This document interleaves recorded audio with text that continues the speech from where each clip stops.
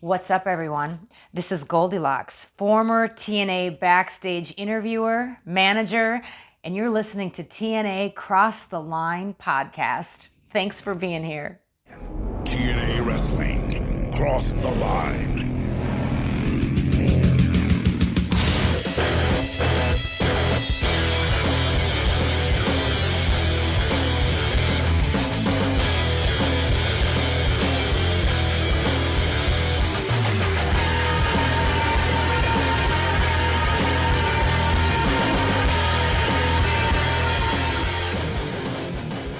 And we're back with episode 198 of the TNA Cross the Line podcast. I am Bob Colling Jr. With me, as always, is Dallas Gridley. And Dallas, it is the go-home show before Genesis. That's right, folks. Just 3 weeks ago, we had Bound for Glory.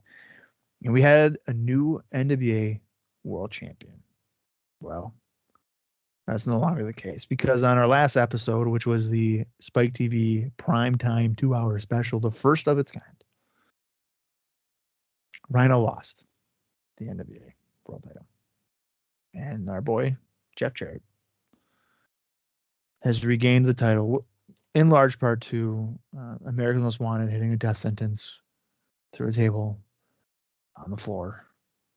Pretty big spot. Mm-hmm. But Jeff Jarrett is our new NWA World Champion. And Dallas says this, as I said, this is the go-home show. The main event for Genesis is Jeff Jarrett and AMW against Rhino and Team 3D. And I'm going to ask you, how do you feel about a pay-per-view where the world title is not on the line? Well, unfortunately, it's not the first one that we've seen. This has happened before, right? Literally like 5 months ago. Well, that's different because none of the titles were on the line. Yeah, at least we're gonna have something. Yeah, we're gonna have some titles on the line. Yeah, I mean, I think it's fine if we have a big match to go to. It sucks because it feels like the match that they're doing at Genesis could be a sweet Impact match, but primetime special match, here. But yeah, I don't know. It doesn't bother me too much, especially because it was just, here's the thing. It was just defended 3 weeks ago. Then it was just defended again 2 weeks later. So it's not like we're not getting title matches. At least they are happening. But it certainly doesn't have that incentive to buy the pay-per-view to see a world title match. Well, and it really doesn't bother me, especially with the context of, do we really need a third Jeff Jarrett Rhino match in 3 weeks? Correct. In a 3 week span. Correct. I think my bigger issue with all of this is I am so freaking sick, dude, of Jeff Jarrett saying, I promise I'm going to be the world champion. And then all of a sudden, he is. He's a man of his word, and I don't like it. Because isn't that part of the heat? Yeah, I guess it is, because he's right. He is the new world champion again. So that part's kind of bugging me. I promise when we get on Spike TV debut, I'll be champion. And you're thinking, how the fuck that's going to happen? They don't have any TV. Oh, it was at an indie show in Canada. It's like, okay. Yeah. Well, he did it. And he did it again. I'm actually, I'm shocked how short Rhino's reign was. I didn't think it was that short. I think I knew that wasn't long, but I mean, less than 2 weeks, dude. Whew. Ain't good. Yeah, I don't think he's ever going to win it again. I don't think he does. I think that's his last world title in his career that I'm aware of. I don't even know. I'm trying to think. All right. I wonder if he's ever really truly a main event guy, again. That sucks if not, because I kind of think we're seeing some really good work from him here at this time in TNA. So it's kind of disappointing that I do know essentially going to be, it could have just been finished, right? Like, that sucks if that's true. Well, I do know one other time that he challenges for the world title on pay-per-view, and it is within the time frame that we're going to be covering. Okay. It is, however, 4 years later. Yeah. You can't have it all. I think it's 4 years. Well, I think that the thought in my head right now, okay, so we saw Rhino debut this year, win the title, now lose the title, and he's going to be here for quite some time still, as far as I'm aware. Yes, Yeah, I don't he's think literally here for a long time. Okay, well, since till off literally and on. right till at least 2010. Yeah. Which is crazy. Oh, is he an EV 2.0? Yes, and that's kind of after that. And I'm looking right now Oh, because I was going to look at I was gonna like see if they had like what other titles he wins in his career kind of thing on here, and I was scrolling. So yeah, he basically it's right after, let's see, right after Final Resolution. he ends up leaving, and then he's on the Indies and he does some Ring of Honor shows, and then he comes back to TNA in 2014. But this all being said, we very clearly we have some time left with Rhino here. And then he goes back to WWE, and then he wins the title with Heath Slater and stuff, and then he comes back to Impact again. In that WWE run, I am surprised that it's like 3 or 4 years. Yeah, it says on here 2016 to 2019. So I mean, it's a pretty decent run, and they win the tag belts and stuff. I think it might be almost longer than his first time being there. I remember when they had won it, it was like, dude, what the fuck? Like Rhino and Heath Slater, what are we doing? In hindsight, I mean, I guess it worked out pretty good, didn't it? But yeah, that wasn't bad. I feel like at the time I was like, what are we doing? Like, I don't know. Because you didn't appreciate Rhino. I don't think I appreciated him enough. I think you're right. I think that is definitely probably true. Heaven's the best of us. Heaven's the best of us.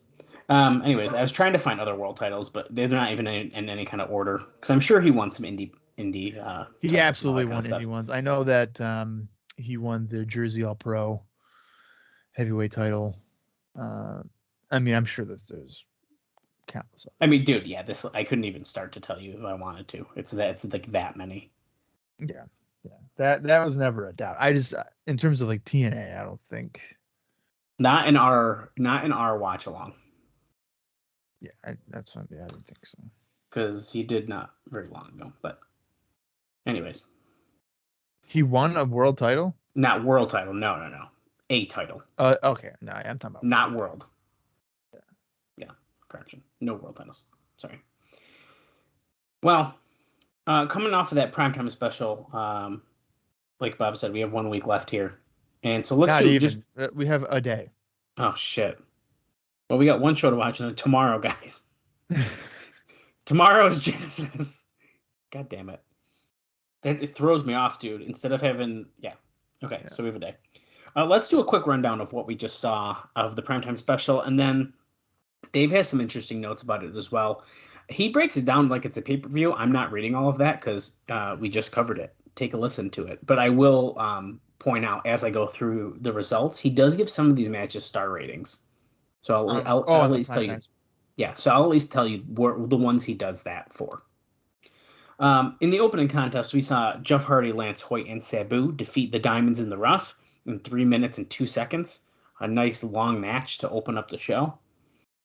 Then we saw Monty Brown defeat Brian Gamble in 2 minutes and 14 seconds after hitting not 1, not 2, but 3 pounces. We'll talk about that too. But he has, like I said, some good notes here. But then we saw AJ Styles, Austin Aries, and Sanjay Dutt team up to defeat Alex Shelley, Christopher Daniels, and Samoa Joe. And he gives this match 4 stars. That does not surprise me. That was a good match. Yeah, so that makes sense to me. Then we saw the Team Canada's Bobby Roode and Eric Young take on Team 3D, but they lost in 14 minutes, 35 seconds. He does give this one a rating as well, 2 3/4 stars. Then we saw the Ultimate X, the rematch from Bound for Glory, because they kind of got screwed up. And we saw Petey Williams win once again by defeating Chris Sabin and Matt Bentley in 15 minutes, 13 seconds. He gives this 3 3/4 stars. And then finally, the main event, we already talked about it. Jarrett regained the NWA title from Rhino in about 12 minutes, 57 seconds, and he gives this match 2.5 stars. Okay, I'm surprised by that because I thought that match was not very good. Yeah, I mean, I think just from like a chemistry standpoint, like I don't think they meshed now. up. I think it's important to note during his write-up here, I don't know if it goes into his star rating necessarily. I feel like it shouldn't if it does. But he does include the entire post-match segment that we saw. Where like T3D's laid out backstage, handcuffed and bloody, and like the the distractions and all this. So there's, I mean, all the stuff that happens. I don't think you can include that unless you specify this is including the. I mean, it doesn't say, but it's listed in the same part in the star ratings, not till after. So take that for what you will. Of course, and you, Bob, already said too. I mean, the death sentence was through the table was freaking insane. That was nuts. It was one of the coolest spots I think we've seen in a while. But that's the quick rundown. You would have thought we were watching a pay-per-view. And it kind of was, really. big primetime show. So let's go. Like you said, they were going to treat it like a Clash of Champions. I think they did. I think they did a pretty good job of doing that. I would say so. So let's go through some of this, and then Bob, before we get into today's show, we're gonna hit some fucking banger notes, dude. But first, we got to get through what he thought about the show and all the news that goes along with that. So this is from the November 14th, 2005 Observer newsletter. He says TNA's first of what are likely to be many primetime specials on Spike TV was a hot show, but ended up drawing a disappointing 0.9 rating, which is about 978,000 viewers on November 3rd between 9 and 11 p.m. The number, identical to the number of the last episode of Ultimate Fighter when it was moved from its traditional night, shows that television viewership is based on creatures of habit. And I think that's really important. No, like maybe the number was a little bit lower, but maybe for some reason, some people, if they missed the last episode, they didn't even know it was on Thursday.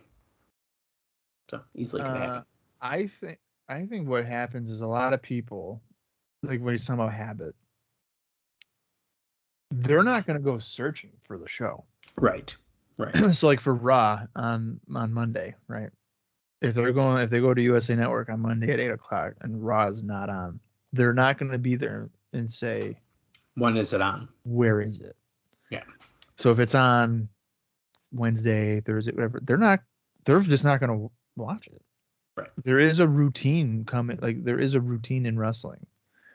Mm-hmm. And I saw like reports recently of like WWE saying they would be open to coming off Mondays. Insane. I don't know. That would be maybe the most idiotic thing I've ever heard in my life. I mean, Monday Night Raw has been going on for 30 years. On Mondays. Like, they literally cannot move that show. There's no way. No, there's no way. At least not for like a long period of time. Like when they do like Raw Thursday because of preemption, or they've done like a Friday Raw because of preemption, but that was in like 97. Yeah, but that's different too. Yeah, I mean, yeah, that'd be idiotic. And I think that's another thing that has hurt TNA or Impact through the years. Is how do you form a routine when at one point it was every year you were changing networks, mm-hmm. And it's not going to be really in our timeline, but like when Hogan Bishop got there, they were on Thursdays, and then for 3 months they went back to, or they went from Monday to Thursday to Monday again to Thursday again, and yeah, and then how am I supposed to watch the show? Then when we lose Spike, then we're on fucking Destination America, then we're on Pop TV, and then it's like, dude, it was like impossible. Yeah, so it gets to a point where the viewer is like, is this even fucking worth it to find the channel? And sometimes the channel is an add-on, so it's like, do I want to add an additional $7 to my bill just so I can watch a show that has consistently been changing nights? Maybe not. And if your name is Dallas, the answer was yes. You are going to find it, and you're going to keep watching. Dallas has left birthday parties to go and watch Impact. So, and mind you, TiVo was definitely a thing. He definitely had it. So TiVo, I did not have that. Okay, we had DVR. You had a VHS. I might have had a VCR. Yeah, you could have just recorded it. Actually, Tape. I got, instead of a VCR at one point for Christmas, I got like a DVD recorder kind of thing. So it was Oh, like, you did? yeah. So Oh, I do technically have some like 2010 TNAs on like a random DVD somewhere, that doesn't surprise me. which is like kind of funny. I think. Yeah. So I'm not really surprised that they had a lower number. Right. And I mean, really, and again, that's advertising, right? That's been a TNA failure since day one, is that they do not advertise their shows. When would there be a commercial for such an event? Probably during their own show, not Right. during a UFC event or something else that's going to get eyes. You know, they're not going to put it on Raw and promote it. So you're literally just advertising within your fan base. So if your fan base can't watch it on Thursday at 9, you're not going to have that growth from outside advertising. And I really don't think they ever truly understood that. They thought if we buy these wrestlers to come in, these big names, people will know. But the only way that people will know is if you fucking advertise them. You tell them. Yeah. Yeah. Well, speaking of advertising and all of this too, this is great conversation, and it leads right into literally these next couple points here that Dave says. So he says that how Spike averages a 1.0 rating in prime time, so it was slightly below the network average, but he does note that 22% above what Spike usually does in the time slot with MXC, which is one of the network's strongest shows. However, Spike did spend a good amount of money on advertising for the show. It didn't have the kind of advertising the UFC primetime specials, which have done between a 1.5 and a 2.5 has received. So they didn't do as much as a UFC kind of thing, but they did try to throw some money at it nonetheless. Yeah, but like, why wouldn't you? Exactly. Why wouldn't you just advertise? Now, and I don't mean to cut you off here, but no, you know, Nick Aldis just debuted in WWE, and then people were like, "Who the hell?" Like, people on Twitter are like, "Who is this guy?" Right? They don't know who he is. But I don't think WWE necessarily was anticipating people to know who he was. No, and you could tell because I watched the video on Twitter. Triple H announces him, and he's just like walking around ringside. Yeah, so this wasn't like a grand reveal, not like an AJ Styles where it's like, and of course the context of that too is like the show was in fucking Orlando, so people are going to likely know who he was just from a local standpoint. But you know, people like Sting, okay, when he went to WWE, people did not know who he was. That's crazy. And like there are people who think that Kurt Angle, when he left WWE, stop wrestling. Yeah, like where did he go? Well, that's a whole separate thing too. Yeah, like, no, but I mean, I've had people I've worked with be like, Ric Flair retired in 2008, and then he has never wrestled again. That is. It's like, no, he did, and they'll be like, what? Where? And I'll be like, TNA, and they're like, he what's wrestled that? Longer. Yeah, and they're like, what is that? And it's like, are you serious? Like Hulk Hogan was there too. Like what? Yeah, it's pretty wild. You just can't assume that people are gonna be like, oh my god, yeah, hey, Rhino's here. I'm gonna watch him. I'm gonna watch defend Rhino the title. Just advertise. Yeah. So he does say that with all of this stuff, the number was low and they did less money. Well, it doesn't matter because Spike is taking this number as far more successful than TNA is.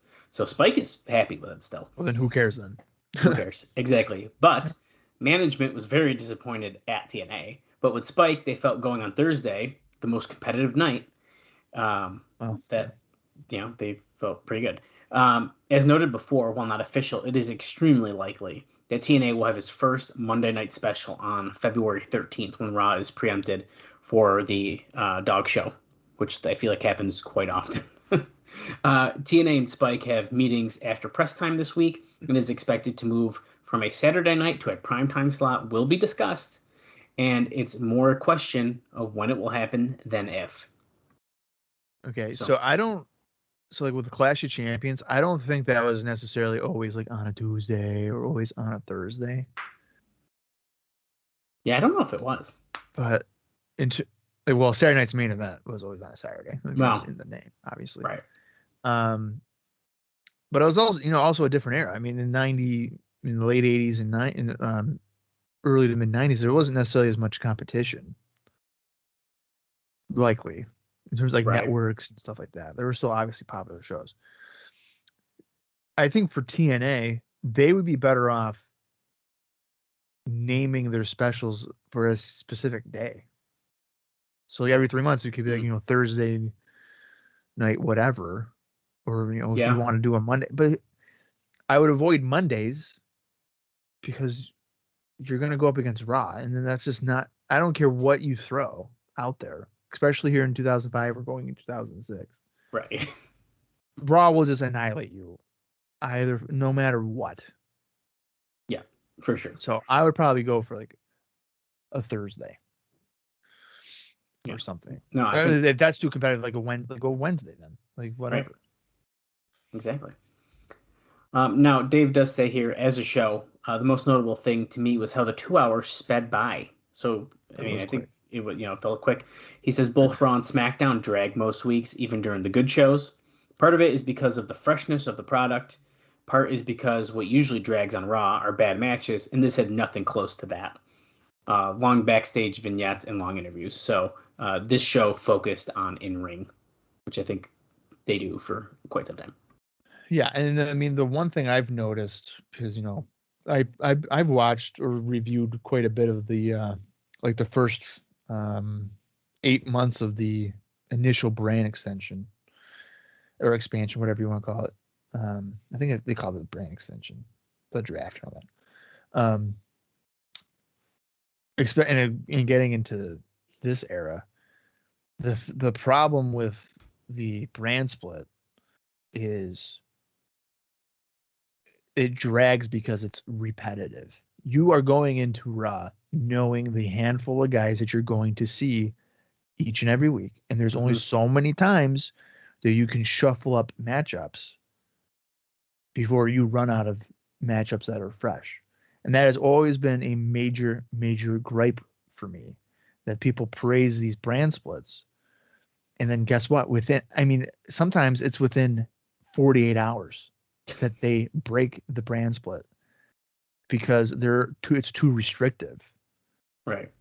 It's not hard to not book the same matches that you did on Raw to not do on SmackDown. And you don't need all the same, like Bruce Pritchard will be like, well, we were oversaturated. We've had Stone Cold on Raw and SmackDown. And I'm thinking to myself, listening to him talk about it, then don't book them. Right. You don't need him on SmackDown every week. You don't need him on Raw every week.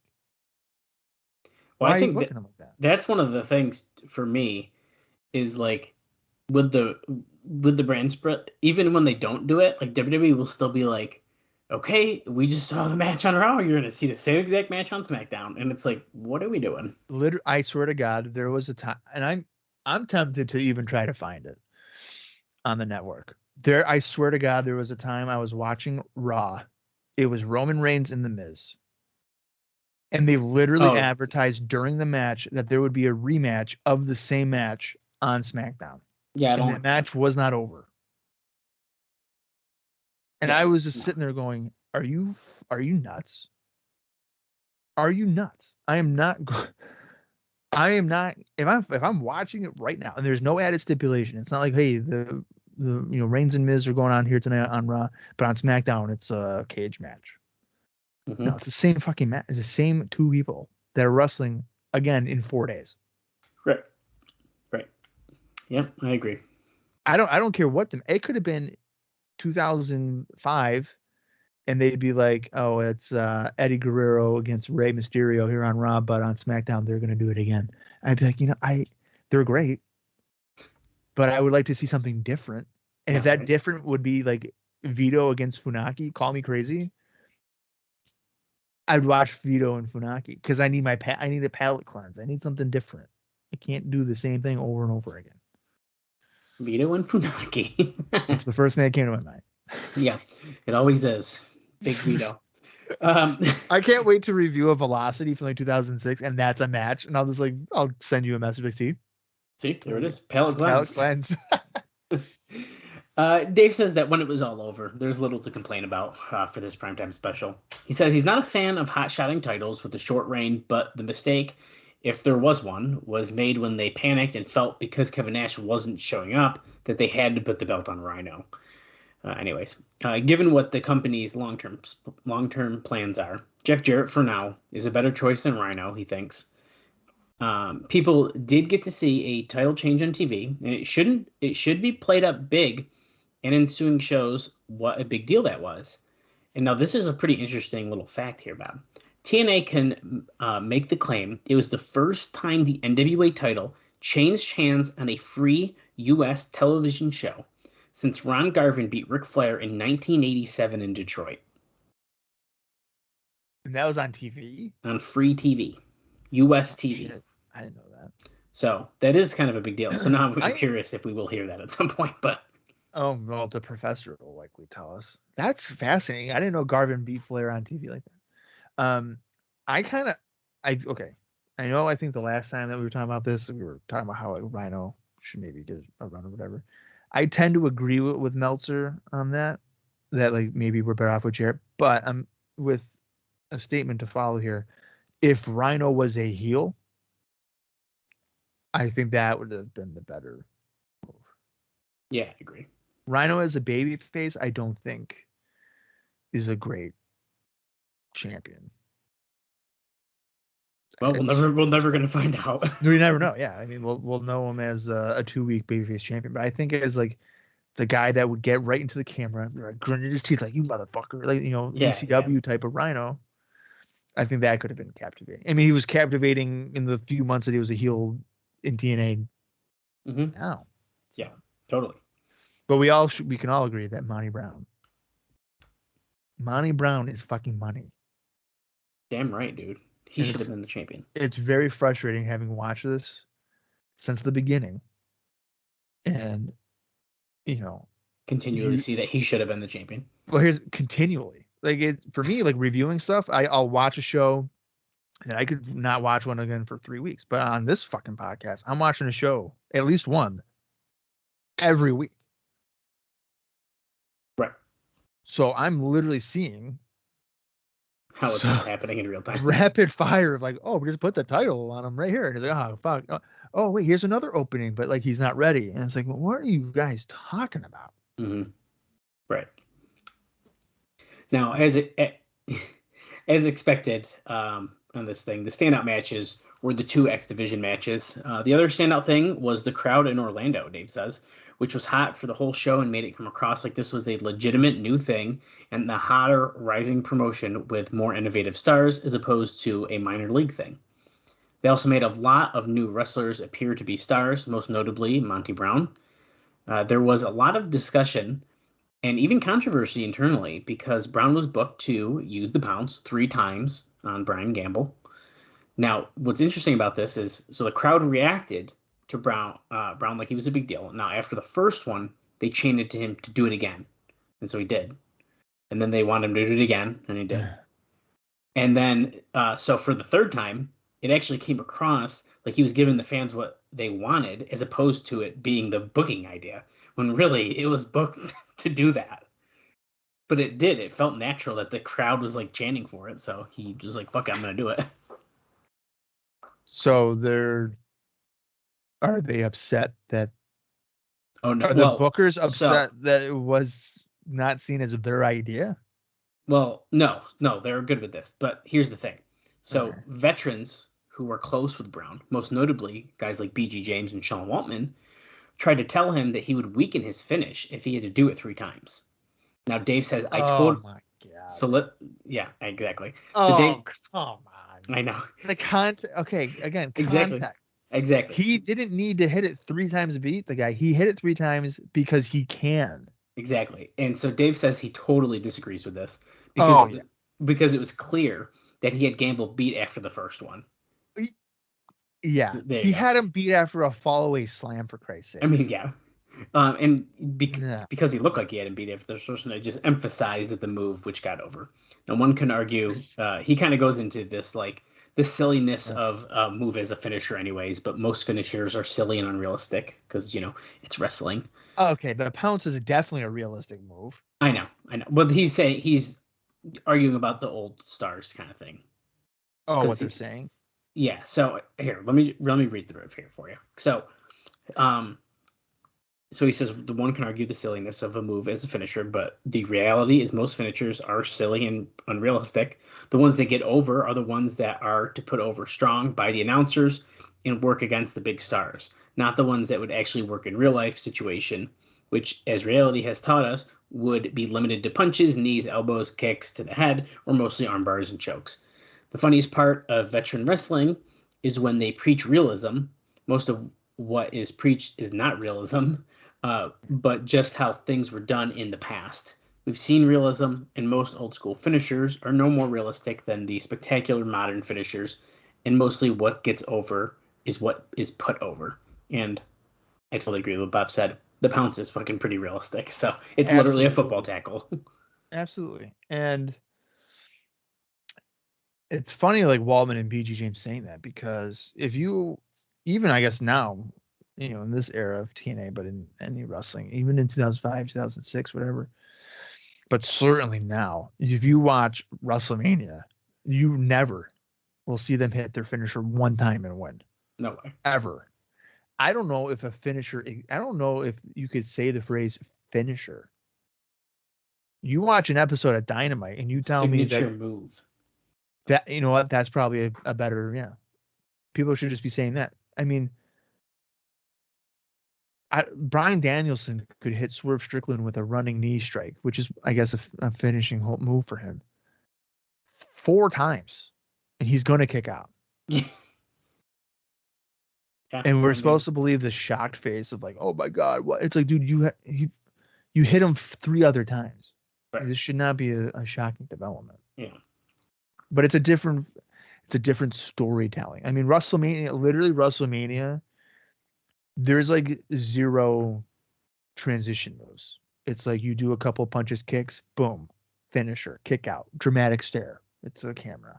Yeah. Get up, run the ropes a little bit, right, finisher. Right. Look at the camera, like, what is going on? There is no like depth to the story. So PG and Sean Wallner are fucking way off on this example for Monty Brown.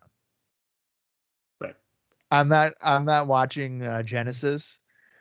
Monty Brown's booked on. I think he's booked on, but whatever. The next pay-per-view that he's booked on, and thinking, if he hits Lance Hoyt with this pounce, I don't know if he's going to win. I don't know. Because it took him 3 times to hit Brian Gamble, even though I know Brian Gamble was dead after the first one. And but here's the thing too, Monty Brown pulled him up. Yeah. Monty Brown pulled him up. Gamble did not kick out. Gamble was not getting to his feet. Monty Brown exactly picked him up. Exactly. Yeah, good stuff. Dave says that the biggest negative that he could see to the show was the Team 3D versus Team Canada match. Would have been fine on most shows, but it was worked and handled totally wrong contextually. He said it was just your standard tag match, complete with the long heel beatdown and even the hot tag behind the referee's back that is overruled, causing more of a beatdown and the battered member of the team. And it ended up going 14 minutes, 27 seconds. There's nothing wrong with that under normal circumstances, but this was supposed to be a revenge off of humiliation. Whatever impact or effect the funeral segment should have had is completely gone. No way. I disagree as well. I'm just reading what Dave's saying, okay? It needed to be short, aggressive, and someone being sacrificed for a month with an injury from a devastating finisher. Personally, Dave says I wouldn't have even had them wrestle on TV and just done a run-in with Impact. If there was a match, Team 3D probably should have been DQ'd and left their opponents lying in tables broken in the context of a short grudge match, or have won, but with the same end result of a Team Canada member being hurt, to paint the picture that AMW will be next to get the same treatment. Instead, it's just a standard tag match angle and really means nothing now. And another quick side note about that match, as I'm sure Bob has plenty to say about this.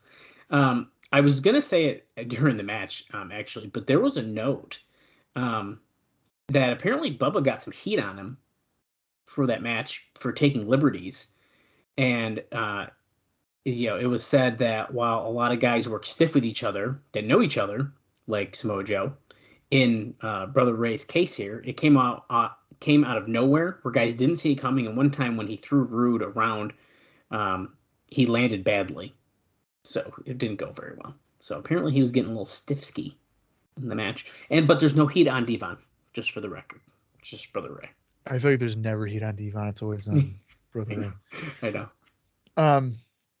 Okay. I mean, I can understand how he would think that Team 3D should act a different type of way, but the injury angle isn't from Team Canada. Correct. It's from AMW. Team Canada was part of the funeral, making fun of Team 3D. I think that's where he's like, well, they're humiliating him, so. Yeah, but coming off of that funeral segment, I'm actually looking forward to seeing a Team 3D AMW match for what Team 3D could do. Now, if the second time that Team 3D and AMW meet in a tag team match, the first one since the funeral, if that is a more formula old school tag team match, okay, then I think there's something to be maybe frustrated about. If it's a grudge, like brawl, whatever, and there's like a DQ or something, I can live with that because then Team 3D's emotion got the best of them, whatever. So you can still drag the sucker out. So if they have they have the 6-man on the Genesis tomorrow night. If you have a tag team match in December at Turning Point, you can do a DQ finish there, no doubt about it. And I'm not going to sit there and be like, oh, that sucks, because for the story it makes sense. And then you would have you could have another match in January if that's how you want to book it out. But I'm not going to form that type of opinion until I see how they go doing that that first match between them since the funeral. I'll tell you right now, anytime, Triple H was a part of running down Steve Austin with the car, right? You probably don't start a match with a wrist lock, right? So, hit him with and if I go back and watch that match that they had, if there's a fucking wrist lock within the first 20 seconds, there's a problem. But I feel like they did not do that. In this instance with AMW and Team 3D, if the first, if they lock up and it's like, oh, here's a hammer lock, I'm going to be like, there's no way. There's no way. It should just be Team 3D is introduced, AMW during their Team 3D charges after them, brawl. Right. I mean, that's how you do. That's how I would do it. So Dave, again, I don't. Team Canada are jerks, but they were just making fun of them. Not, hey, we're the ones that took you out. Totally. A few more quick things about the last show, and then Bob, I got some heavy hitters for you, and then we're gonna get into the show. So it's been a lot of good stuff here to kick us off. Is there a note in here that you said that I was gonna be mad about, or did that already happen? I don't. I think I tease you, and you assume you're going to be mad about something. I don't know if I actually have anything that's going to make you mad. Okay. That sounds about right. I definitely do assume I'll get mad. No, because I just scrolled quick. I don't think anything's going to make you mad here. So one thing is, he says the other thing. So we're still talking about the other negative now. Is the 2 backstage segments, one with Raven being taken out early by security and another with 3 Live Crew getting beaten down by Team Canada with hockey sticks, were terribly rushed and looked cheesy as hell. Now, the good part of the TNA presentation is they do so little backstage, but the bad part is almost everything they do backstage is so rushed in and out that it's not effective. So, I think the Raven thing was fine to me. The Team Canada beat down on 3 Live Crew, I see what he means, that it looked cheesy. I get it. The Raven one where he was escorted out? Yeah, I feel like that was fine. That came across a little rushed. I guess because he was like talking and then they just rushed in and took him out, the way that the way that it flowed into having that. Yeah, it was like, what the fuck? Like, that was really weird. The 3 Life Crew one, I don't think that really bothered me. I thought the Team 3D one was good. No, he didn't say anything about Team 3D. He didn't say anything about them getting laid out. No. Only I think he talked positive about it, but I didn't even mention that. Okay, yeah, it was that was a good one. That was good. And this final thing about the show, you're not going to believe this one, Bob. This is crazy shit to me. This is LOL TNA at its best. Oh, God. He says the WCW moment of the show was an ad for the Genesis pay-per-view show that billed Jeff Jarrett as the NWA World Heavyweight Champion, which aired an hour or so before he won the title, basically giving the main event finish away. No. And it wasn't fixed on the replay show 4 nights later. He says there's no excuse for something like that to happen. My only thought, and I just thought about this now, reading it again. Before, remember? Yeah, yes. A weekly pay-per-view, I think. I think it was. There's something weird like that. Like there was a video package. You were like, we don't know that yet. Yeah. Oh, because it was a taped one. It was like Skipper was like, something. Yes. Yeah. Oh no. Yeah. Because Skipper became the number one. Oh, it's not like an Impact then, because Skipper became a number one contender, and we're like, we don't know that. Yeah, that was so bad. For Destination X, I think. Yeah. Or whatever. Whatever when he fought Daniels. I'm gonna try to give this one a pass for one reason. Because Jarrett, if it was initially planned that he was retaining the title against Kevin Nash, they probably already had this ready and they probably forgot about it and didn't change it. So he was going to be the champion going into Genesis. But it's still pretty freaking bad. Yeah. No, that's just not paying attention to the edit. Exactly. Yeah. So not necessarily a great thing. As a viewer, though, like if I was watching that and then that fucking thing, I'd be like, "What's the point?" I mean, right. You know, they're not. Of course, Jeff Jarrett's winning. Like, you're telling me that he's going to be the champion of Genesis. Told me exactly. And you know, all these specials and stuff we've been talking about them. So there is going to be 2 more primetime specials between now and the end of the year. Apparently, there's going to be a special from 10 to 11 p.m. on Thursday, December 8th. So it's not a 2-hour one necessarily, but this is because Spike is running the 3rd annual Video Game Award show on December 10th. And the other this is kind of interesting, is a New Year's Eve deal. The plan for Spike is to run Unleashed at 7 p.m., the TNA special from 8 to 9 p.m., and then the show would feature a big angle. There will be a 3-hour UFC special from 9 p.m. to midnight. And as noted before, the original idea was a live special. However, when Spike added the 10-3 UFC show, they ran over their contractual allotted for live specials during this year. So the tentative plan is a 3-hour Best of 2005 special. And I think he's talking about UFC here. But regardless, at midnight, there's going to be a 30 minutes addition to the show of TNA, which would be the match setup from the angle of the 1-hour special and billed as the first pro wrestling match of 2006. Huh. So it's kind of an interesting deal there. It's almost like a little 2-parter. And that would be in prime time? Or just a special themed one? I think it's going to be more. So technically, the special is going to be from 8 to 9 p.m. And then the match is going to be at midnight after they do UFC stuff. So technically, the 8 to 9 is kind of the prime time. Is the show. And then they're going to do a special match from that as the first match of 2006. I don't know how I feel about that. So you're saying that so it's from 8 to 9? From 8 to 9. So at 9 o'clock, they're expecting it to be like, oh, hey, you want to see this match of whatever it is, of the angle, this big angle, you have to come back at midnight. I don't know about that. If you have nothing to do on New Year's Eve, then I guess I don't think I'm doing that even if I had nothing to do. I really don't. That's funny. That would piss me off. That's fair. Because it's almost similar to watching, and this has happened before, where you watch WCW Saturday Night, and I think this is an example that's accurate.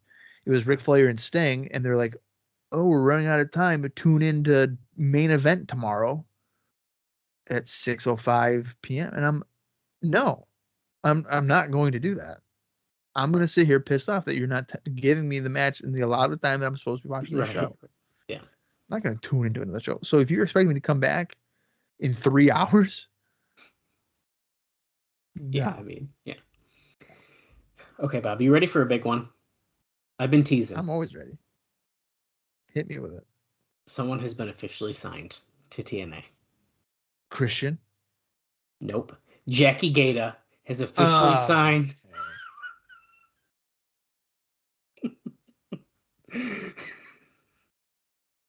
I thought it was going to be somebody even bigger. So it says this has been in the cards for months, as there was management directive to get more pretty girls on television. Oh my! Still, they have their work cut out for them. In her case, because Dave says, "I just can't." Are they not pretty? Is that what he says? No. He just says, "I just can't see where she could be used effectively." And it appears they are forcing pretty girls on the show for the concept of wrestling. That concept of wrestling has little use for.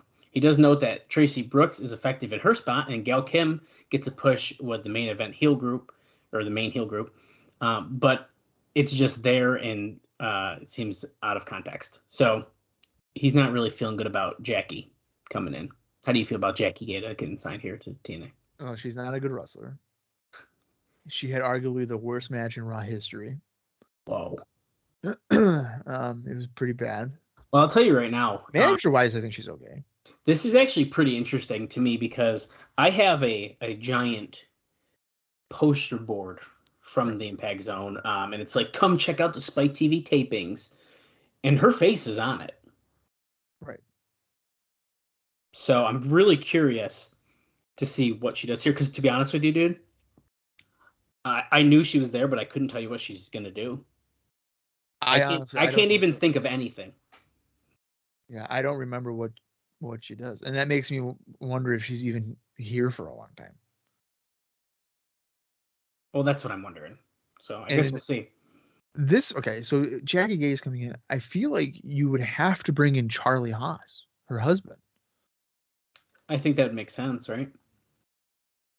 I'd have to think. Charlie Haas is not a bad wrestler. I actually really enjoy his work. I like him. Especially around this time. Maybe not when he's impersonating guys every week. Well. Okay, Bob, I didn't completely lie to you. There's a bigger one. Shannon Moore is gonna be main eventing. Yeah, you got it. So on November 3rd, it is officially a done deal. Christian has signed a contract with TNA Wrestling. On the 3rd. Okay. So it's important to know because that was literally when the primetime special aired. Right. They will mention it on this episode. So let me dive into this. They don't. And guys, this is our final note before we get into today's show. But this is he'll be there at Genesis. Yeah. So he's okay. I don't mean to keep cutting you off. But here's the thing: you have a guy like Christian coming in. They will absolutely mention it on this episode. And they should be like, he'll be at Genesis. So I'm literally about to read almost that exact same thing because Dave talks about that right here. Okay. So yeah, I mean, because you're right. So it's a done deal. He's signed. It's official. We can finally talk about it like we freaking know because duh. But he's going to be used on top. I mean, I think that's pretty obvious. And he even says, as if there could be any doubt. Now, instead of teasing on television or announcing it ahead of time on television, the company thought it was more beneficial to send out an internet release saying that they had signed someone from WWE without mentioning the name. Oh my God. So Jackie Gata. Now, Dave pretty much says what Bob was just saying here. He says, I can't come up with one idea that would boost pay-per-view buys more than going on television the last night before the show and specifically saying that Christian will debut. It would mean more than we have a surprise because people have been taken so many times with that line that they don't believe it. Right. So instead, They are all caught in the bubble thinking that the internet is more valuable than television and caring more about surprising people more than getting people to spend money on the product. Now, most likely, they tripled the buys last month for Bound for Glory, which tells you the value of the internet versus television in 2005. Because they're saying, because now they have television of Spike. But to continue the Christian thing, one final part here. Christian on November 3rd turned down a $4,000 payday for one indie show. He said, and it says here, I hope they resist the inclination to either put him in Team Canada or try to force feed him as a heel, or at least at first, because he's going to be a gigantic face when he starts. Oh, yeah. And instead of fighting the crowd, they should go with it.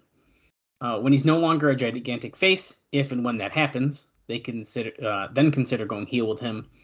I just sense the mentality they think is they need a heel world champion and a babyface chases, and Christian can fill the Jeff Jarrett spot while being fresher and because he is technically a damn good heel promo. I mean, that is true, but the Captain Charisma thing in WWE, I'm telling you, he was getting over big time as a babyface. So coming in here, he absolutely should be a babyface. Right. 100%. And yeah, he is a great heel promo or whatever, but no. Yeah. He's got to be, initially he's got to be a babyface. No, I think I agree. Okay, that was a lot. We covered a lot there. There's a lot of really good stuff. And for a go-home show to Genesis, I think that I don't know how much more excited we could get now. Christian signed. Jackie Gate is here. Anything's possible. We'll have a couple more things we'll talk about during the show, but nothing, I will tell you right now, nothing as big as Christian being signed. I mean, that's huge. That's got to be the biggest. I mean, this is signing so far. Easily. I mean, like I said last time, like it's bigger than Jeff Hardy. This is a really big deal. Yeah. As we're gonna see. Yeah. No, it definitely. Oh, you know what? Okay, I know what it was. I was gonna say. So he was saying he hopes that they don't put him in Team Canada because he's Canadian. I know. There's no fucking way that would cross any of those guys' mind. Like, oh, put him in Team Canada. I never even thought of that idea until I read it doing the notes here. Been like, what? I never would have thought that. No way. There's no way that Dutch Mantel and Jeff Jarrett or something like, do we put him in Team Canada? There's no way, right? Yeah. There's no way. I don't think so. I do not think so. They'll probably tease it if he comes to the face. Mm-hmm. They'll probably tease that connection with D'Amore. You know, I'm sure they'll tease it. Right. But there's no way. Yeah. Well, Bob. His first Impact match, I bet you, will be with Robert Roode. Robert Roode. There you go. I bet you. There you go. Okay, Bob, let's watch some Impact. Now I'm extra hyped because now we can talk about Christian.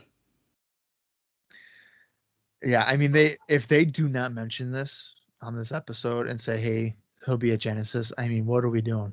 Yeah, I know. What are we doing? Like, we're not good at marketing. I just like how fast this turned around. It went from literally, I can't remember if it was last week or the week before, but it was like, hey, he's gone from WWE. His contract is up. And it was like he could just sign. It was the last episode. And look at saying that. he was finishing up and there were signs in the crowd. Yeah. To re-sign him. And literally here we are. We signed him that fast. I mean, it's pretty good. Yeah. Doesn't get better than that. Yeah. No, he's definitely all right. Now I'm okay. I'm really curious to see how those go. All right. It's time for Impact. November 12th, 2005, the go-home show before Genesis, which is taking place tomorrow. If you want to watch along with us, head over to the Impact Plus app, or you can find your own personal collection. The runtime for this, or at least our version, is 40 minutes and 53 seconds. I'm going to count down from 3. And when I say play, that is when our watch-along shall begin. So here we go. 3, 2, 1, play. This is TNA. Bob, there was an explosion match that I probably should have mentioned last week because it aired on November 11th, 2005. And it was 3 Live Crew, all 3 members, defeating all 3 members of the Diamonds in the Rough. in a 6-man match. Mhm. And also, fun fact, as we're seeing highlights, by the way, of the primetime special, is there was one other dark match that I don't seem to have a place for. So I'm going to tell you what it was. And it took place after the taping of the show we're about to watch. Or actually, I'm sorry, that was another one. Dude, there's so many like dark matches. So they filmed Explosion after the show we're about to watch, which was the first Explosion we talked about last week, Daniels and Bentley, then the one we just mentioned, and then there's another dark match. Chris Sabin and Shark Boy defeated Roderick Strong and Alex Shelley. Also, an interesting note about this double 2-day taping is after that Naturals injury that took place on the 25th, the Christopher Daniels and Jarrell Clark squash match that we saw was actually taped the next day on the 26th, which ended up taking its spot. We noted that last week. So it was kind of weird, this double taping schedule. They kind of mixed and matched where they needed to, but they got it done. We just saw the normal intro package. See, it sounded like it was a voiceover to me, Mike, tonight. So I was wondering if they were about to slip it in. That's definitely a voiceover. I'm wondering, are they going to slip something in? No. Your 60-minute adrenaline rush is next. Okay, he just told us about, I think... Well, that's absolutely a voiceover. That's not him. Yeah, that was weird. We're wasting the entire pyro budget here to kick us off. I mean, I get that pyro is expensive and it's a waste of money, but it does hype you up. Oh, yeah. We're kicking off with a promo by the Alpha Male. He's coming out in street clothes. So at the taping, they didn't have him signed. Correct. Because they taped these on 10/26, the show we're watching today. It's got to be like a video package or something. You have to mention it. You have to. If we don't, it would be a mistake. I would be shocked. Tomorrow night, Genesis, we're getting a little preview there. I would be seriously shocked if they didn't do it. Monty Brown leaving a scent on the top rope. Which, if you're not watching it, probably sounds really bizarre. Welcome to the Serengeti. I might have a Monty Brown note, but...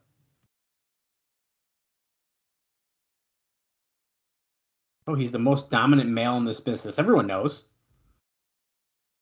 He's destroyed and dismantled everyone that's come into his path.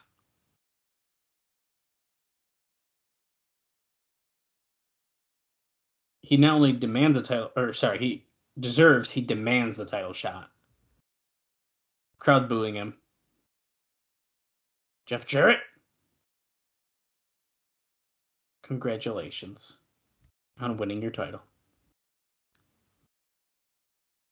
I do have a Monty Brown now. I'll tell you after we hear what he has to say. It's an interview. If there's anyone more deserving than the Alpha Male, let them come out here and prove it. I think you need his shirt, Bob. This I cannot pull that off. Leopard print striped gold shirt. I mean, it's impressive. I cannot pull that off. Easily, especially the new hair stuff. Yeah. Jeff Jarrett's going to feel the pounds.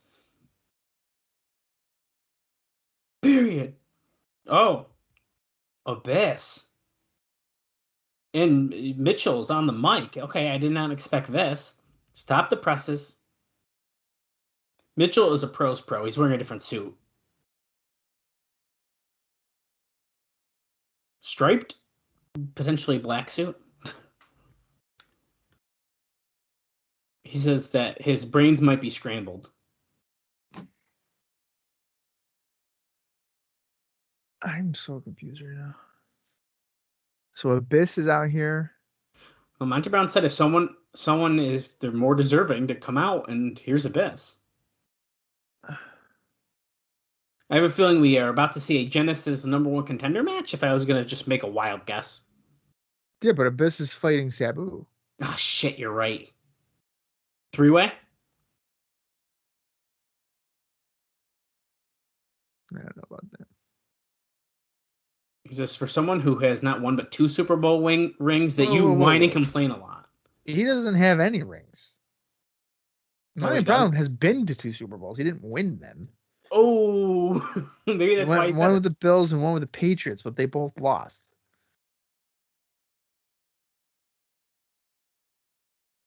You are a world-class athlete. You are one of the very few elite deserving of an NWA title shot. At least we can admit it. You listen to me and you listen good. There is one man more deserving of a world title shot than you. And that's a 6'8", 350-pound weapon of mass destruction, the monster, the Abyss. Go show him, Abyss. Okay, we're about to see some fight then. You think that he's deserving, Map? You think Abyss? Oh boy, here comes Jeff Hardy. Are we about to get a Monsters Ball rematch? I hope not. Abyss, yeah, you probably get a title shot. What about this guy right here, But Jeff Hardy? Jarrett ain't gonna give him one. Jeff Hardy does not. No.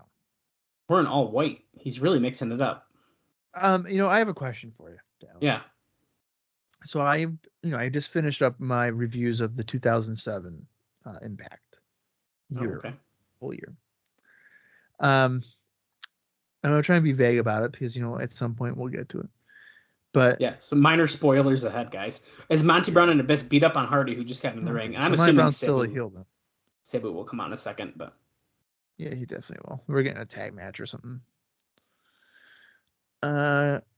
What the? He just did a double clothesline, but neither one of them fell. Okay. No. I actually really like this look for Hardy, by the way. All white. He's painted like on his chest and arms. He's got blue hair. I think this is a cool ass look. So when Abyss arrived in TNA, Father James Mitchell was also there, right? Yeah, because the new church. Yeah, but I'm saying like they were both like on screen, not together, but like yeah, they were there. Both characters. Okay, I thought so because I think there's a continuity issue. Oh, okay. I mean, unless I'm remembering incorrectly, but Jeff Hardy just double drop kicked both Monty Brown and Abyss after they started fighting each other. Now security is pulling them all apart. I can't believe Sabu didn't come out right here. Still to come. Oh wait, what? AJ versus Petey Williams? Shouldn't that be a Genesis match? Jeff Jarrett and AMW against Chris Sabin, Lance Hoyt, and Jeff Hardy? Whoa, dude, we got a pretty big show ahead still. What the fuck? Here, we got to see another highlight package. Let me give you this Monty Brown interview from the Wrestling Epicenter radio show. He said his first TNA run in 2002 was cut short because nobody had any idea what to do with him or knew what his character was all about. He explained that the character came from inside of him and he really believed it. So that's important. The character came from inside of him? Where else would it come from? I don't know. We're seeing this is about Elimination X, by the way. We're seeing a highlight package about. He also says when asked if he was upset about WWE guys coming in and potentially taking spots, he said as long as someone came in and took a spot through their in-ring ability, he was fine with that. If they took a spot through politics, that was bad. But the bottom line, he said, was the product. And whoever helped the product deserved whatever spot they got. Not a bad answer, I don't think. Yeah. No, that seems like it was well said. I thought so. Well thought out. Samoa Joe is coming out right now. Did they actually announce anything in that Eliminator X video thing they just showed us? No, I think it was just a package. Okay. Oh, wait. They're saying on commentary. The first ever Elimination X matchup. Samoa Joe's opponent here on Impact is Austin Aries. Who I still cannot believe how long his run has been here in early TNA.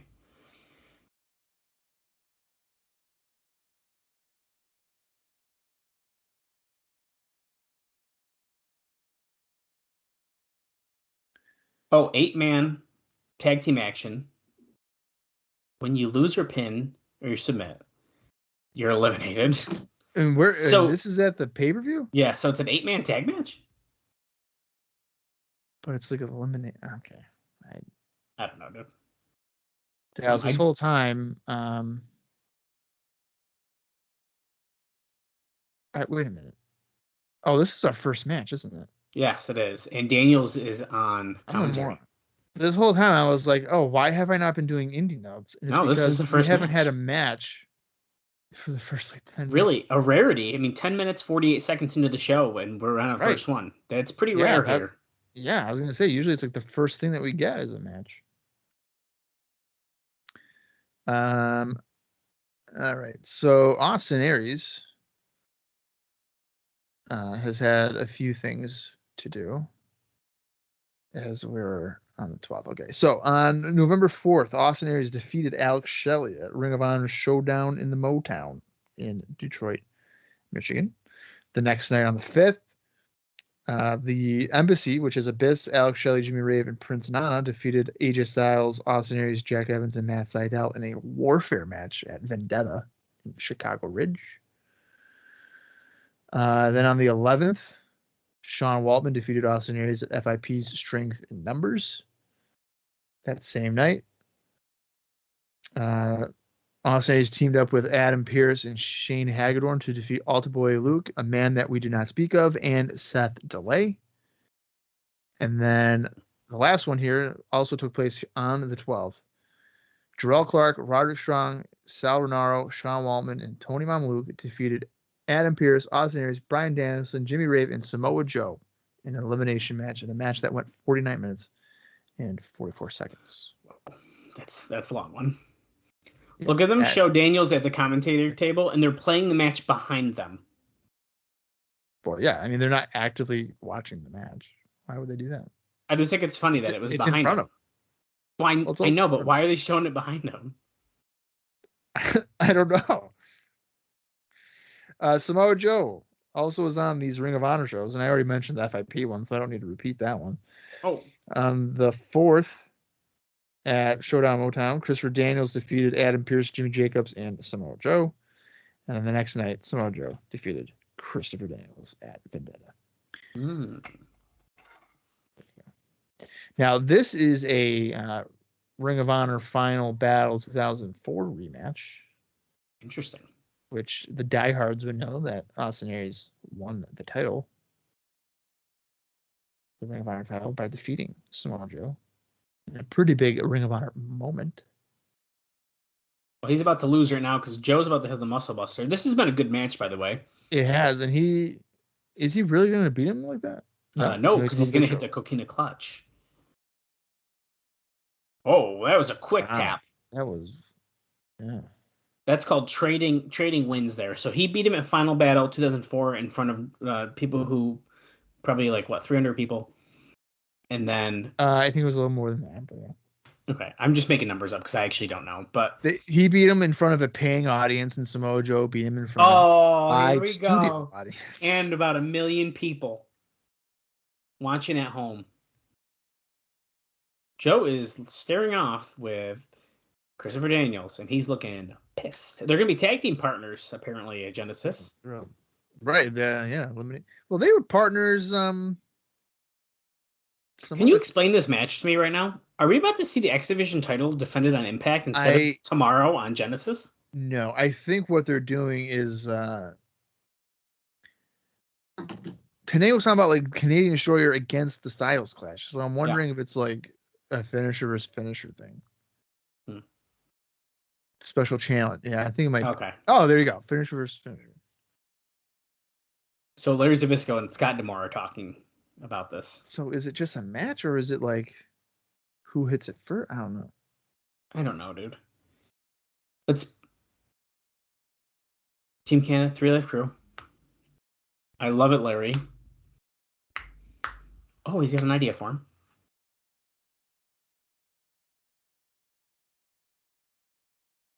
Let's Canadianize it.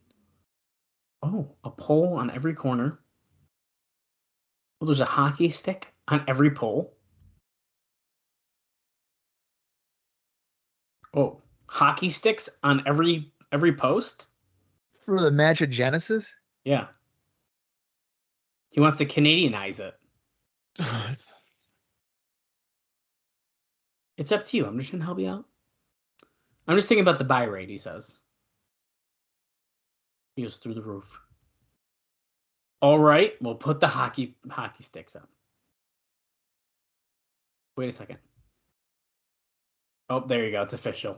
Kip James is the special referee. And Todd D'Amore does not like that part. No, that's okay.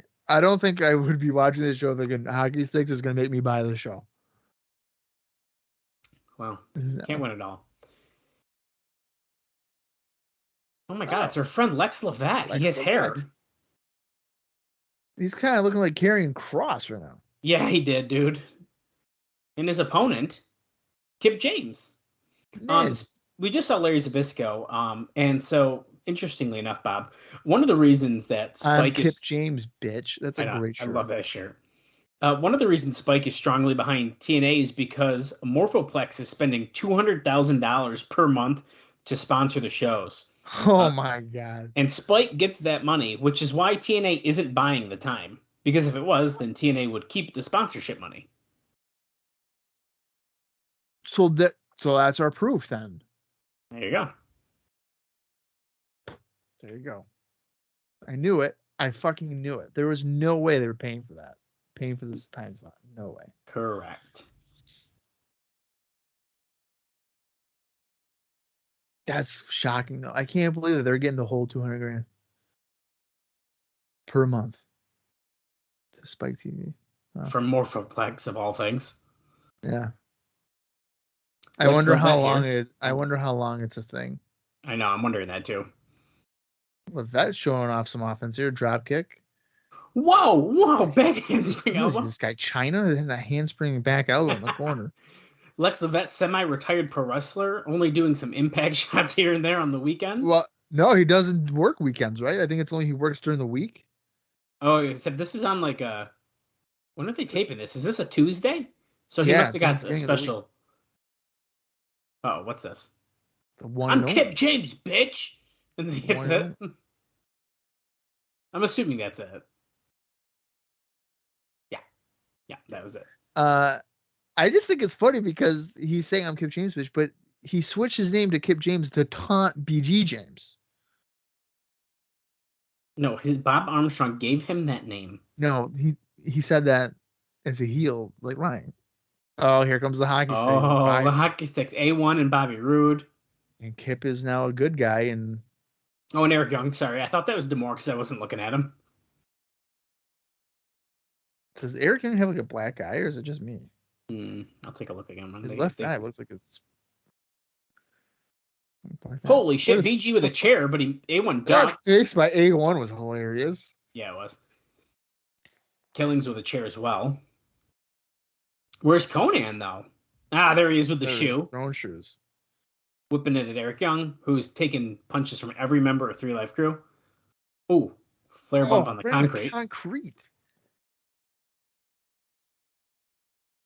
Look at this. Conan is watching BG and Killings get in the ring with Kip James. Oh, boy. Oh, I thought he was going to get a microphone. Thank God. They just played his music instead. Oh, man. Poor BG James. Ooh, Conan is like, even though he came out with them. Kip has done nothing wrong. He just refuses to accept him. Yeah, he's a little grumpy right here. I think Conan's just mad because Kip is someone that you can trust, and he's just like, no, I don't want to. Right. So I'm pissed. Still to come. We've seen this graphic 4 times, and up next is this weird challenge thing. I really don't know why we're doing it. As we're heading toward that, Bob, I want to tell you that the Impact show on October 31st drew a 0.6 rating, which is the best number in the Monday Night Replay slot so far. In the 18 to 49 age group, the male-female split is 74-26 male, a far higher percentage of males than WWE. Well, I mean, I guess that's good. Probably because we're on like the Guy channel, Spike TV. Right. And speaking of the Monday night slot here, For those hoping that TNA would get the Monday Night Show moved to 11 p.m. when the Ultimate Fighter season is over, the plan now is to run Unleashed with a first-run episode at 10 p.m. against Raw, a previously aired episode at 11 p.m., and an Impact at midnight. Spike will be promoting the 3 hours as Must Bleed TV. Yeah. Okay. Petey's in the ring. Here comes AJ Styles. Petey's got champion. Petey's got an indie note here. He was involved in the Elite 8 tournament for EWR, not the not the PC game, but his actual company in Quebec, Canada. In the first round, he actually won the EWR title when he defeated XS. And then in the semifinals, he defeated El Generico. And in the finals, Kevin Steen defeated Petey Williams to win the Elite 8 tournament and also the EWR title. Wow. And then AJ, let's see what AJ Styles is up to. Hopefully something fun.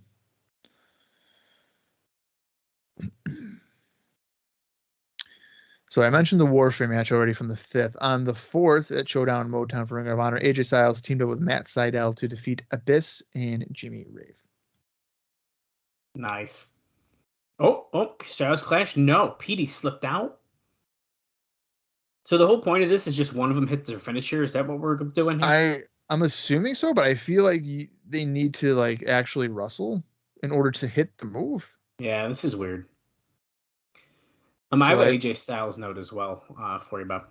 So it's like, I feel like, yeah, we're definitely going to be getting basically a match here. Yeah, here we go. Irish whip in the corner. Clothesline. Jeff Jarrett and AJ Styles will both be appearing at the Spikes Video Game Awards show on December 10th. The Rock is also going to be on the show, which is a little interesting crossover there for you. And speaking of video games, we talked about Midway Games officially getting the TNA deal. Well, the project is scheduled to ship in 2007. So in just 2 years, Bob, you can play the TNA game. That's hilarious. So Bob made a joke that you wouldn't have it for that long, and it's literally even here in 2005 saying you'll get it in 2007. Nice dropkick by AJ Styles.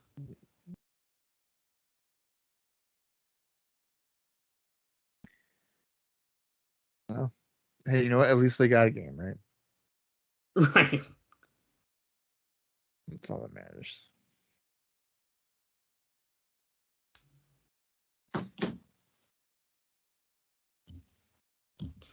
Throwing AJ Styles' head against the turnbuckle, couple chops here. Boom, right hand. Boom, another one.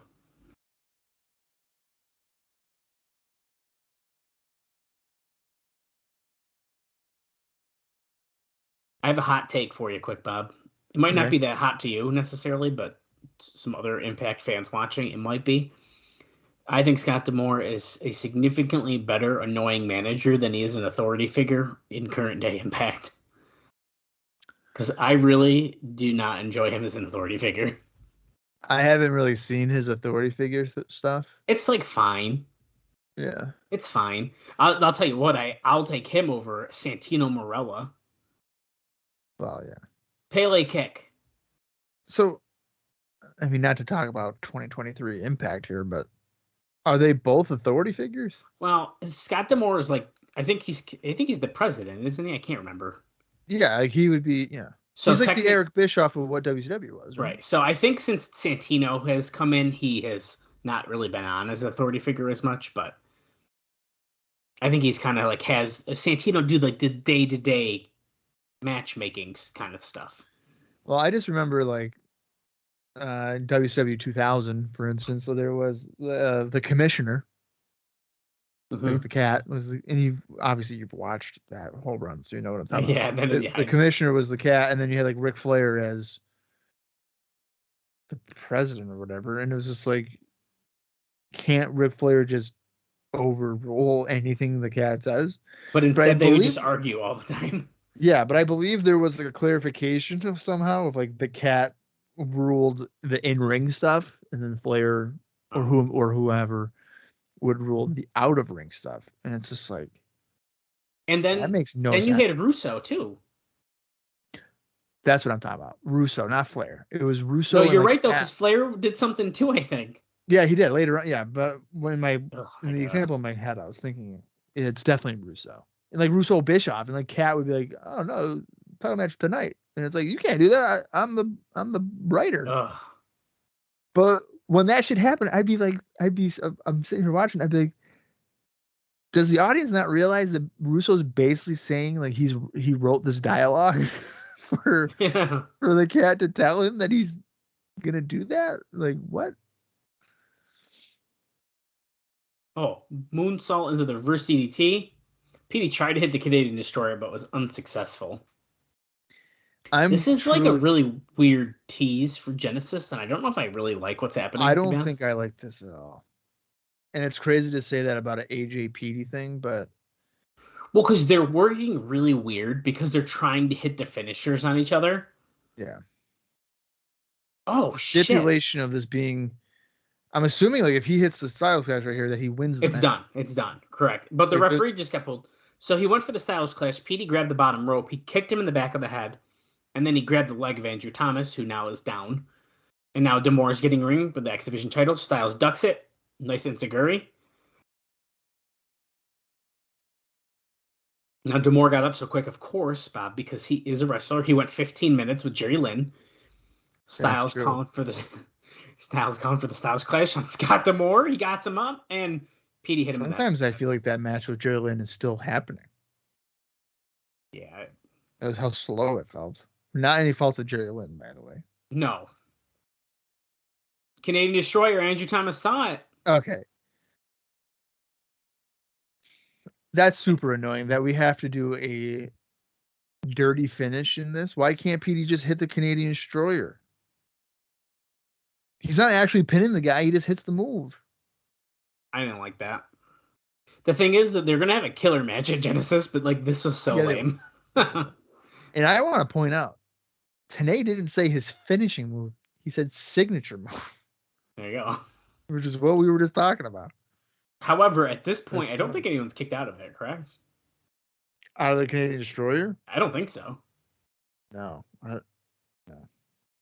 And that's because it's not used as just a transition move. Where I swear to God, dude, I was watching a Limitless Wrestling show. There was 6 guys wrestling, and I swear to God, they did a spot where all 6 guys hit the fucking Canadian Destroyer. Wow. Impressive. I wanted to fucking cry. Petey Williams would be so pissed. I know. Let me give you a note here. We're seeing that NWA title package again. TNA is said to be planning on running house shows at the old ECW Arena in Philadelphia starting in February, on February 6th. At least that's what the rumor in the building. Although nobody in TNA has confirmed this. Dave says, I can't stress enough what a terrible idea this is because the shows can't make money and it will devalue the product. And then he breaks down a lot about it comparing to ECW. But I think that they should definitely take advantage of the arena. I agree. Okay, this makes absolutely no sense. Raven and Larry Zbyszko are backstage with Shane Douglas, and Shane is like, I know you guys got a lot of animosity, but instead of just pulling him out. Raven's also wearing no shirt, a leather jacket and jean shorts. So he's changed his look again. Yeah, why does he always change his look? I don't hate this without the shirt underneath because he kind of still looks like a badass, but it's kind of weird. Knock. Knock, knock. Okay, I can't even finish that joke. Knock, knock, who's there? No... Blood. Blood who? Blood gushing out of the deep crater of pain. The crater of pain. Oh, he can book Raven any way he wants. Any opponent he wants. I can put you through hell so he can prove to Zbyszko that he deserves a title shot. And it starts at Genesis tomorrow. There's no way the end game here is that Raven gets a title shot. No. Knock, knock. Who's there? Raven. Raven who? You just got to sign the release form, Raven. You're free to do whatever you want. Just get off of my back. If you're staying here, you're going through hell. Oh my God, he's choking Zbyszko. Okay, that's that broken up real fast. So if Raven wants to stay, he has to sign this contract, and then he will go through hell. So according to Zbyszko. So if he doesn't sign it, he'll go through hell. No, I think if he does, then he's still going to go through hell. No, I think that it's a release, meaning like he's gone. He'll leave. Oh, like you're fired. Yeah, like he's saying like I'll like leave the company. Oh, okay. So if he doesn't sign it, I misunderstood. if he doesning sign it, then Zbyszko will just make his life a living hell. Interesting.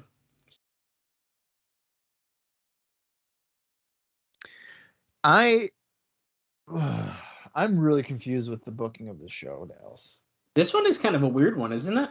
Yeah, because the whole PD and AJ thing was bizarre.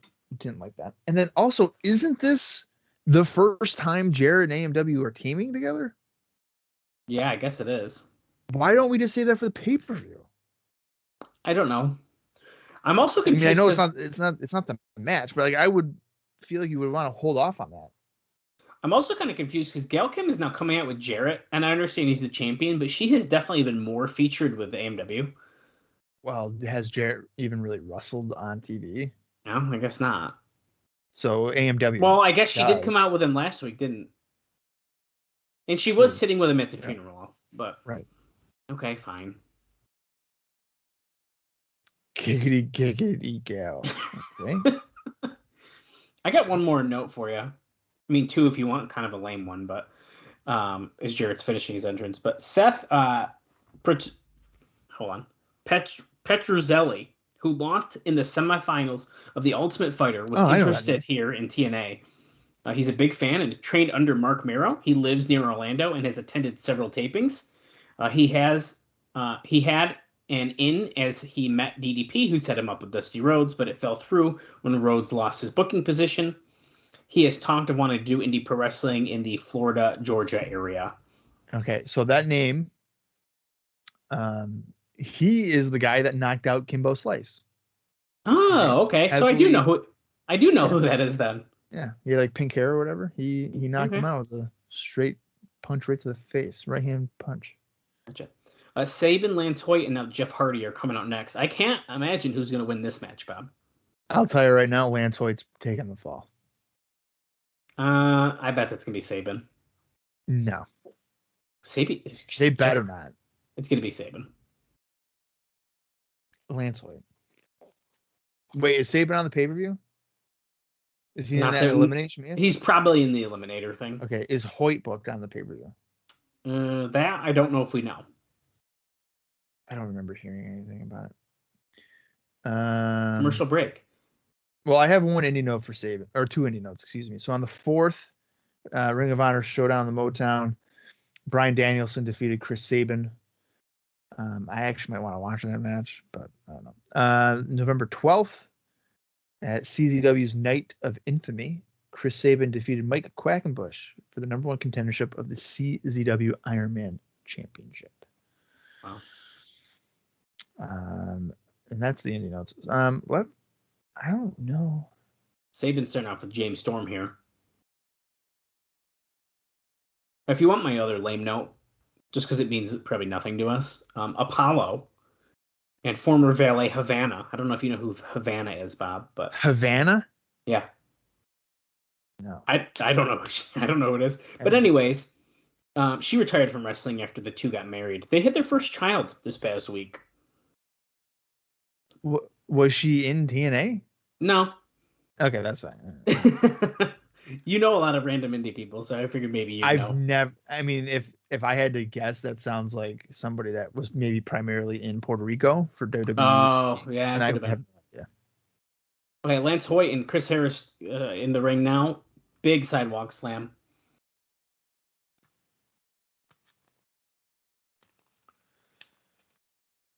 And tags in Jeff Jarrett.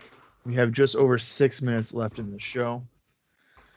So for a show that makes no sense, I do feel like it's gone by fairly quick still. But Mr. Hoyt is about to take the fall here. Nope, he's about to tag out, and Jeff Hardy's in with Jeff Jarrett. Of course, these two are famous for the Texas Chainsaw Massacre death match that took place on Rampage.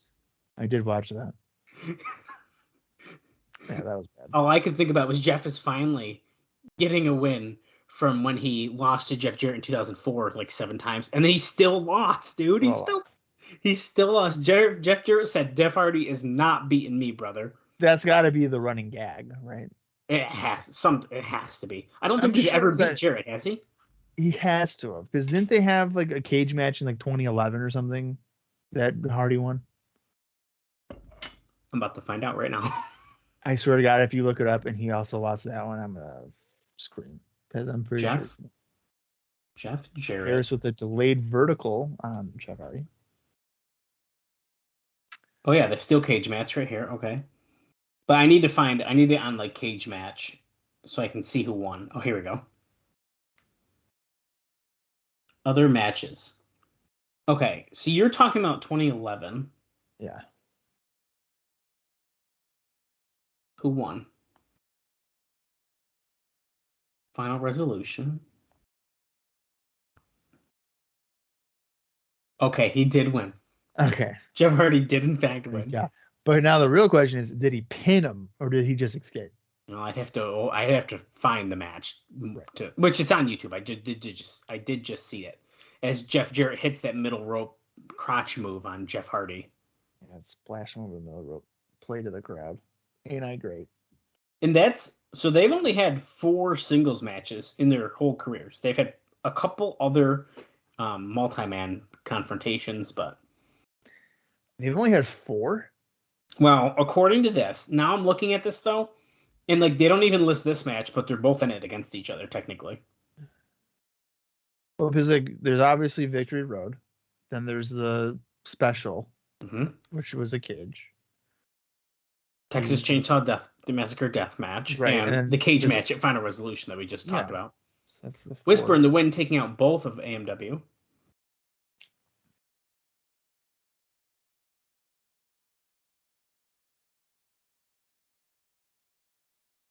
Big Lance from Big D. That's from Dallas. Big Dallas.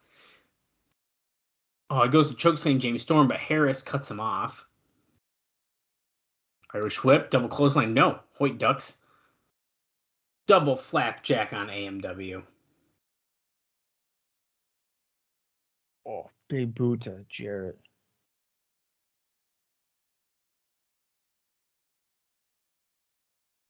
Irish whip again. Ducks the double clothesline from AMW again. Sabin with a double dropkick taking out AMW. Enzuigiri takes out Jarrett. Hoyt knocks both AMW out to the floor. This match is breaking down. Jeff Hardy off the back of Lance Hoyt. He looked like he was going to do a triple jump moonsault, and he just jumped on AMW. See, they even just said momentarily losing his footing. Lance Hoyt with a dive to the floor, taking out both. Yeah, that was scary because I think he saw it overshot it. I think he overshot it. That was the weakest looking guitar shot, but Sabin ducked. He's going to hit the cradle shock on Jarrett, but Jarrett slips out because he's spun for some reason. No, counter. Stroke? No. Oh my God, he's breaking out. It's got to be Hoyt that takes the fall. Don't fucking job out Sabin. What are we Tornado doing? DDT takes out both AMW on the apron. 1, 2. Oh my God. He almost. You know what? That time he at least actually popped his shoulder up. He didn't just raise his arm. Yeah, you got to give credit where it's due. Yeah. That's when you know it's serious. Former X Division champion.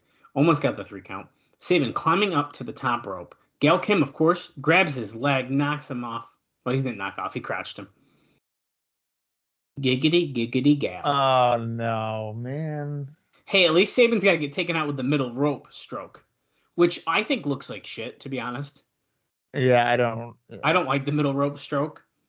And, well, there you go. I knew it. That's bullshit, dude. I fucking knew it. That's bullshit.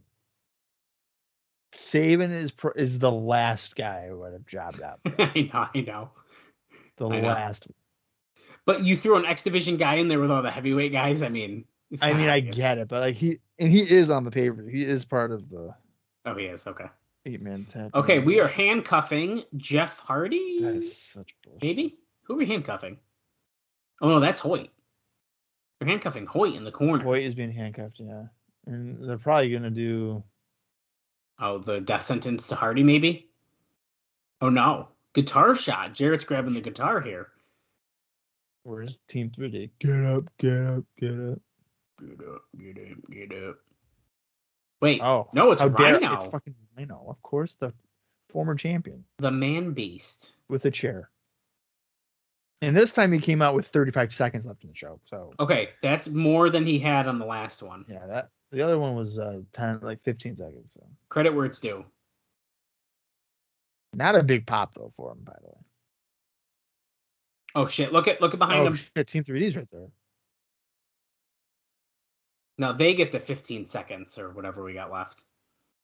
10, literally, yeah, 15 seconds. They're the bigger stars. We'll see you tomorrow at Genesis as the Brawl is breaking out. Rhinos after Jeff Jarrett and Team 3D and AMW going after each other. And we close out the show. Okay, so I don't know what our streak was at. Oh. Okay. Wow. Wow. Honestly, from a booking standpoint, I have to give it a thumbs down. I mean, I have to. And then, so I'm not saying it's a bad show in terms of like I didn't enjoy it, but I cannot rationalize in my head what they did here. I mean, I do agree with that. I have to give it a thumbs down. I'm going to go in the middle just because I also think that this was a very confusing show. I don't think it was bad like Bob does. So, but unfortunately, that means that. Well, I don't do thumbs in the middle. I think in 2006 we're changing that rule. I feel like I need to be concrete and. You are enough. And I need to make a decision whether it's good or bad. And honestly, I mean, I have to say. It was bad. I don't know why we would do AJ and Petey in the way that we did. And then Bob, you haven't said thumbs down since May 13th. You really just did this? Holy shit. That's got to be a record. Well, I don't know if that's true. It would be a record for me. In terms of how long? Are you kidding me? Yeah, we went longer a little bit before. We had a streak from, well, it depends if you count the middle ones. Because your last thumbs in the middle, which is the last time you ever said thumbs in the middle, was November 11th, 2004. And then we went until March 25th, 2005 before you said down. So, I mean, that's a pretty decent streak as well. Yeah, it is. Yeah, I mean, so I don't like the whole PD and AJ thing. And I really feel like for the first, I'm pretty sure this is the first time that Jarrett and AMW teamed up. Yes. On television. I could be wrong. I don't think I am. I don't think that there was. I think that was it. I think we just saw it. After the Canada thing, right? Not that I remember. I'm pretty sure this was the first time.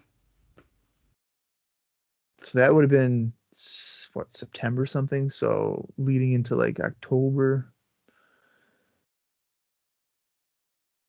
I won't be surprised if I'm wrong.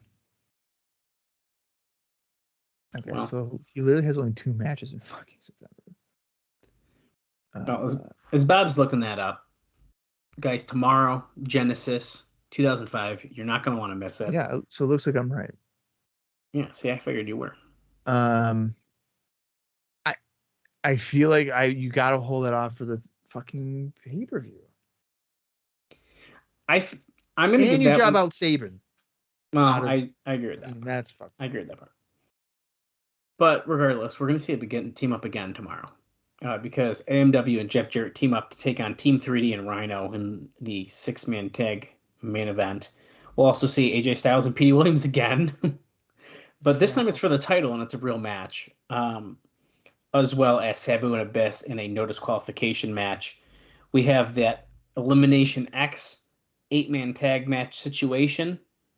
And they said something's starting with Raven tomorrow at Genesis. Zbyszko is yelling at him. We don't quite know what that is, though.